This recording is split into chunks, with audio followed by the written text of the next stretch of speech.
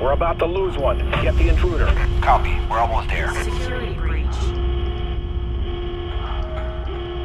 Attacking the area. Security breach. Shit, I've got movement. Where? Everywhere. Contact!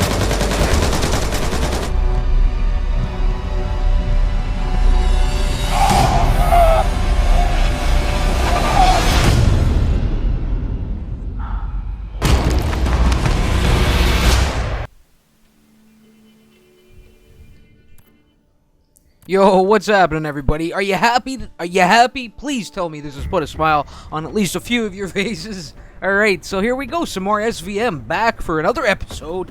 Yet another chapter being written in this ongoing series. And we're into the Cartel this time around. You can see the adrenaline is going into the veins. I have been off of this game, or I had been for quite a while. You know, weeks had probably turned into close to a month. And if not a month, and I don't really know. I lost all track of the time, but I was off it for quite a while, and I was a little rusty. Now, despite the fact that I've probably been in here for a couple of sessions at this point, still feeling it, still feeling it, but I'm trying to shake it off, Anyway, let's take a look at the suit. Do a quick little rundown here. You can see operating without a scope. I'm no scoping this shit. No scope.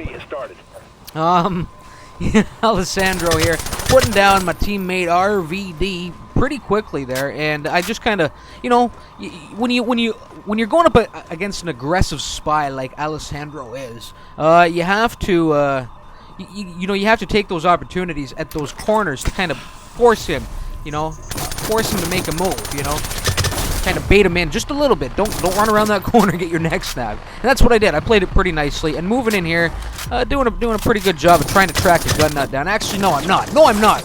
Doing a pretty piss poor job tracking down the gun nut. I think finally another teammate here has to pick up the slack and get the job done for me. Now I do amazingly, despite having the box, the RFD vision box popped up there. I missed every round. I don't know if it all went into the stairwell, into the railing. I don't know what happened there. And I'm forced to kind of bail as I'm taking fire, getting swarmed from multiple directions there. A really lucky grenade kill on YP01, but and I was hoping to kind of repeat the process over here. It didn't happen, though. I know there's still a man lurking right above me. I get out from underneath that as quickly as possible. And here comes the old charging gun nut one more time. And well, a little help from Awful at Games. We managed to put him down, and I catch Alessandro rushing in. Got to watch out for that guy. Got to watch out for Nut as well. That guy's really been getting, I played a few rounds with him that will not see the light of day on this channel. But he was using that stun crossbow and really getting good, really getting solid at zapping on the go, zapping on the fly, and just moving in real quickly and getting a neck. I may get one round up where he really had a solid one, but we'll see. We'll see. I was dying an awful lot. I always hate it when I'm spending more time on the spawn screen than I'm actually spending in game. And that's why those videos don't end up here. Who wants to look at a spawn screen for half the goddamn round? Anyway, let me try and run down this loadout as it's designed. And you know what I've been lacking in the first 36 episodes I did here? Full weapon rundowns as far as attachments go. So you guys, if you like how I used it in the episode, you can set it up similarly and try and find some success. So I'm going to try and start doing that when I do these commentaries. So it's the adrenaline suit, RFD vision, flash protection visor, armored gloves, pocket pants. Oh, pocket pants, where have you been? Where have you been? It's nice to have that rolling off the tongue again. Yes, my running shoes are in there. Frag grenades and my VX gas are filling up those pockets. Now, the G36C, that's what I'm wielding right now. Silencer on there, and this was just awful, just some terrible fire. That's the rust. That's rust setting it on me, and really just seeing double there. I mean, did two guys actually drop down there? One guy playing the distraction, I guess, running up the stairs, or just didn't feel confident going for the neck. The second man came in and really caught me off guard. It caught me spraying wildly and put me down. Stuck me good. Anyway, so that G360 you see me wielding right now, going for the I have the silencer on there, no scope in it, and I'm doing that with a few different weapons. I think at this point in time I had all three of my Merc guns were scopeless, And like I said right there, you see Alessandro. Definitely somebody you got to watch out for that guy, because he'll move in on you quick and spill some blood if you're just caught napping, as I was there. Now, so this is a G36C silencer, no scope, armor-piercing rounds, bolt blueprinting, and accurized barrel. That bolt blueprinting and that accurized barrel combination does a lot for your accuracy, and tosses, I think, 1 bar onto control as well. So, hey, you might enjoy this, you know. I don't know, I like the way that the guns fire and feel without the scope on them, without the sights on them. Now, there may be no real difference, but there's just something about it that feels right. I could probably do without the silencer here. I feel like it's kind of decreasing the damage of my bullets, my rounds, and taking a few more rounds to put guys down with this weapon as it's currently designed. So I could probably strip that silencer, that suppressor off of there, and have a little bit more success with it. I don't know, but I like the way this is feeling for the adrenaline suit. And there we go. So that's the rundown, and just kind of settling in here at the halfway point of this round. They've managed to bring one in, and it's time to keep them on lockdown from this point forward. Now, the good thing is that it took C. You know, we can put up a pretty solid defense on both A and B if you know how to kind of guard it right, and you'll see me eventually fall into a nice position, and we'll talk about that. Then, of course, the spawn will shift at some point, and guys can try and work their way in through a different location. But actually posting up on the side of this car park here on the right hand side, once they hack C, you can really do a great job and have some real success here cutting off guys as they spawn. They'll have a tendency to spawn over it on that C side and filter down one of these side roads, and often you can kind of catch them napping, you know, catch them unaware once or twice. Eventually they're gonna get wise to your position and kind of circle around and look to find a new route in, or put up the proper countermeasures to cut off your line of sight. Now right there, Gun Nut, I don't know if he saw me. I don't know what the deal was there. He got right up in my face and I had to put him down.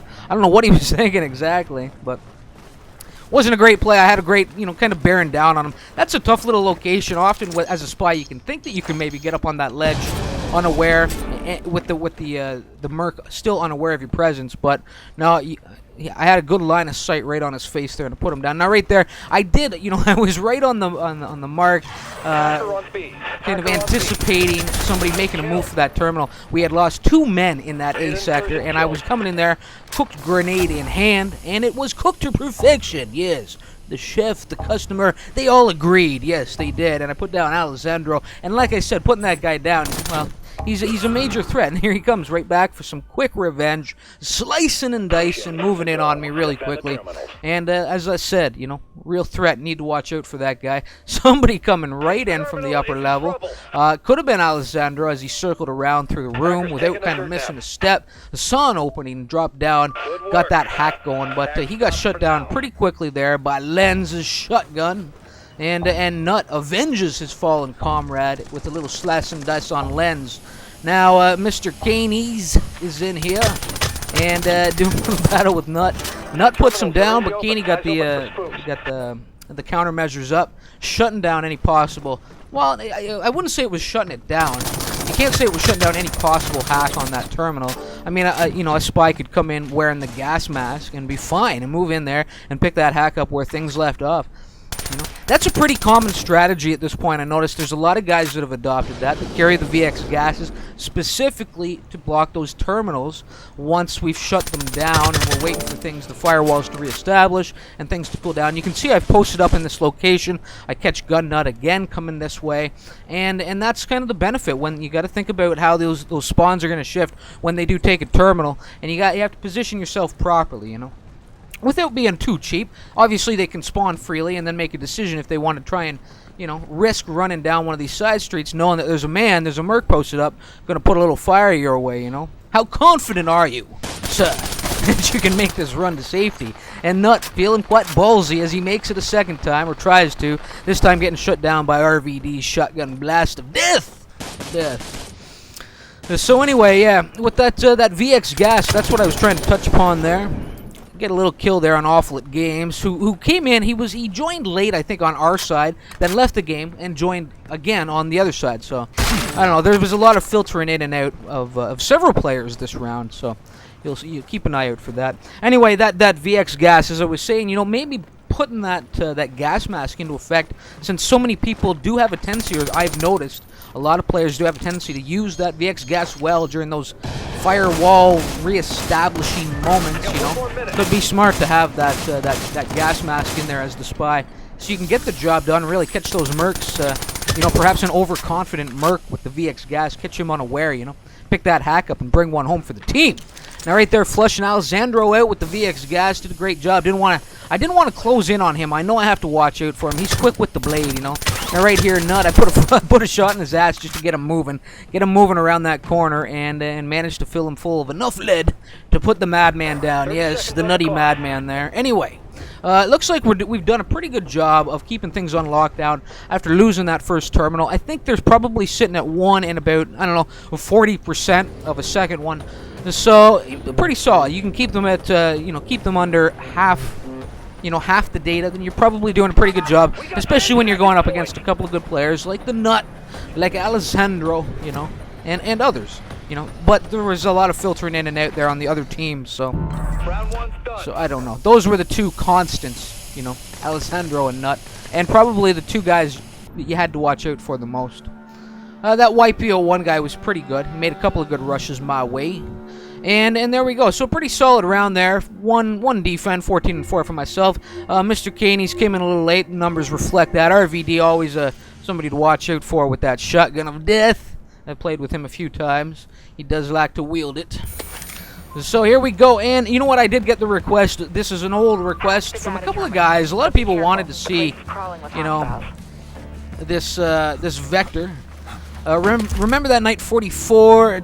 Dion Wilkes, was there anybody else? I'm probably missing one or two people. Somebody wanted to see the, well, I think Remember That Night wanted to see the Elite Intel suit, so there you go. It's finally there. And the Vector is in here on a couple of requests, and we'll see what I can do with it. Now, this right here is Alessandro, a deadly spy, you know, perhaps a deadly merc, but didn't appear to be there, you know, didn't appear to be there. Questioning his skills there. Actually, no, I played that pretty nicely, you know, just kind of came in on him, caught him unaware, caught him napping a little bit, looking the other way, and caught him by surprise as I dropped in from above. Yes, and I picked the hack up. I'm gonna look to ride things out. I'm now right here. This was moving a little bit out of my comfort zone. I do have a tendency to like to work the in and out room, as I call it. You know, where I can go out the window and come back in lower level, or vice versa. I like to be over there, trying to mix things up a little bit as I get back into the game, and we'll see what I can do with it from this location. You can see I'm really dealing with quite the presence rolling in on here, and foolishly I triggered. I think Nut there was actually wielding the, or he's actually using that RFD vision. That RFD vision, and I queued up my my ghillie suit. Foolishly, stupidly, you know, he was moving right in there. There was no need for me to do it at that point in time, and I did it. And I think that one split second as that box popped up, I think perhaps that may have given me away. I'm not really sure, but he got the better of me there, hammered me down. We do manage to pick the hack up with RVD picking it up where things left off. At probably, you know, 40-45% mark, something like that, you know. So the team doing their job, and right here I get caught just looking one way, getting shot in the ass by the Nut. And the Wyatt Hurts Police, as he's been called in the past. I think. Anyway, let me do a quick little rundown of this loadout as we struggle to bring in, or as we continue to bring in this A terminal. No thanks to me at this point, but I did get the ball rolling. I did get things started. So here we go. It's the Elite Ghillie suit. Carrying the 5.7 with that Vector. I will do a Vector rundown here shortly. The sonar goggles are in there. The RFD disruption. This is Old Faithful for the most part. You know, if y'all remember what that is. The takedown gloves, the ID blocker pants, the Whisper boots, and my EMP grenades. And we do manage to bring that hack in. I do some serious juking and driving on Alessandro to keep myself alive.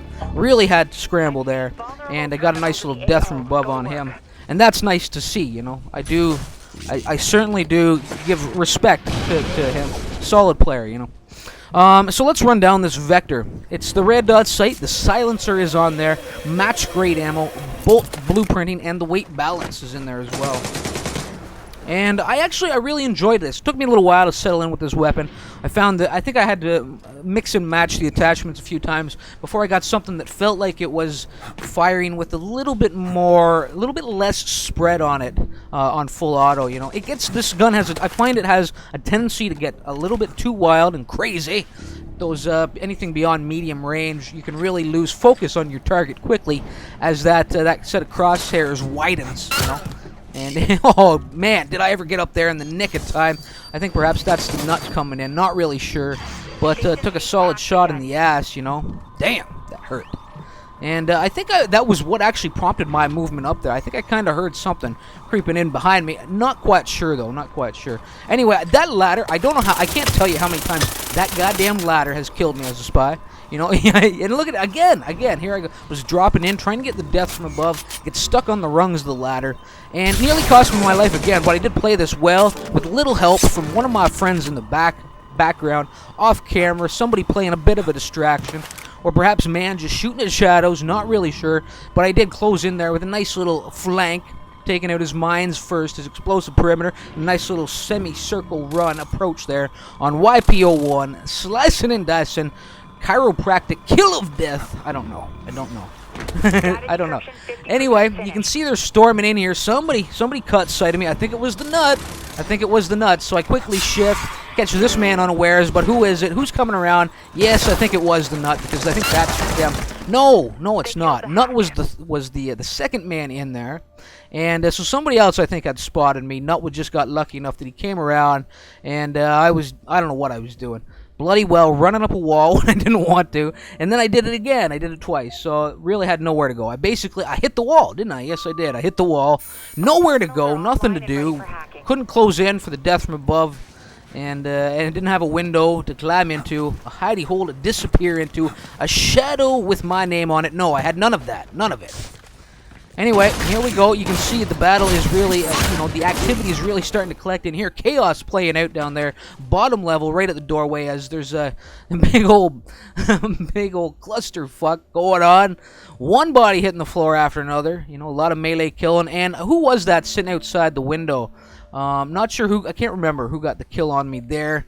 But somebody was sitting outside that window with the shotgun, just reaping the souls. And the rewards of that, playing it wisely, not entering the building, letting everybody be distracted by the chaos that was playing out within the walls, and just he was taking advantage of it, ripping bodies down from the darkness. Yes. Anyway, moving in here, we're looking pretty good at this point. I never really noticed what the count is we need for intel, but things are probably pretty even at this point. I think we've had the second hack going. We've gotten a little bit. So, you know what, we need that second terminal in, just to be sure, though, at this point. And you see the Vector coming into play. I mean, pretty solid. YPO forces him, he basically left after that. He had enough of hurts in his Vector, yes.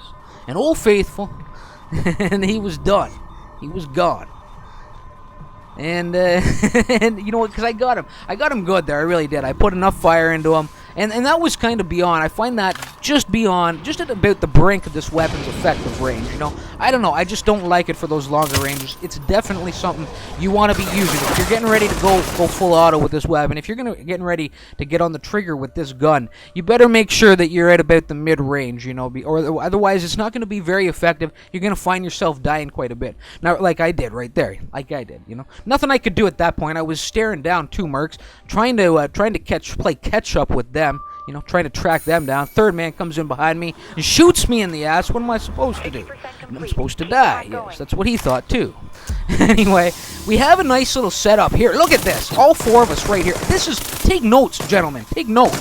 This is how you want to do this. This is just beautiful. You put a man at the window the way I was. That man's gonna play massive distraction. There should be no, don't be too quiet or subtle. Make sure guys see you as they come in that doorway, and make sure you're putting some fire their way. Then you get Lens kind of at the top of the stairs. You get a man on that balcony, so that one guy can drop inside the building, one guy can drop out if need be, and you'll really just dominate this building if you play it like this. I mean, obviously, some really good Mercs or a good team can dismantle your setup, but you're going to have strength in numbers here, And at the very least, you simply continue to swarm the Mercs as they filter in, and hopefully get the upper hand. Continue to maintain that upper hand. Keep your hacker alive, as we did, as we did. Some great effort there by the entire team bringing in that second hack.